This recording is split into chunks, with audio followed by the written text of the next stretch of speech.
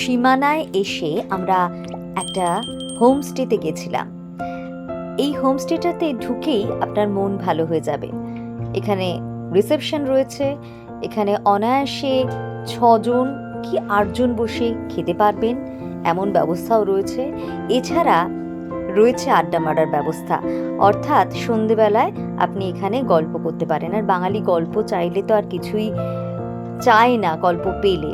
এরপরে আপনি সিঁড়ি দিয়ে উঠে দেখবেন যে ঘরটা প্রথমে রয়েছে সেই ঘরটায় কিন্তু মানে ওই রকমই সব কটা ঘর রয়েছে। এই ঘরটায় দেখুন আপনি 3টে বেড রয়েছে, ছিমছাম, পরিষ্কার পরিচ্ছন্ন, অর্থাৎ অনায়াসে এখানে কিন্তু 4 জন লোক থাকতে পারে। আর এই যে জানলাটা খুললেই, যেহেতু বৃষ্টি হয়েছে কুয়াশাময়, কিন্তু এখান থেকে সোজা সান্দাকফু চলে যাওয়া যায়। এখান থেকে সান্দাকফু 40 কিলোমিটার দূরত্ব।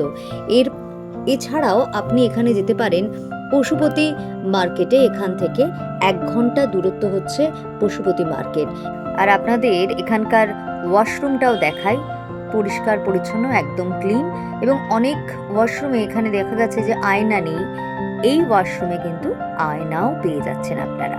আর এখানে এসে আপনি যদি নেপাল ক্রস করে যে কান্নাম যে গ্রামটা রয়েছে সেখানে যেতে চান, তাহলে কিন্তু আপনাকে এখানেই স্টে করতে হবে, অর্থাৎ সীমানার যে হোমস্টে সেখানে স্টে করেই আপনাকে চলে যেতে হবে সান্দাকফুতে। কিংবা এখান থেকে আপনি যদি যেতে চান তাহলে নেপাল ক্রস করে কান্নাম যে গ্রামটি রয়েছে সেখানে যেতে গেলেও এখানে আপনাকে স্টে করতে হবে।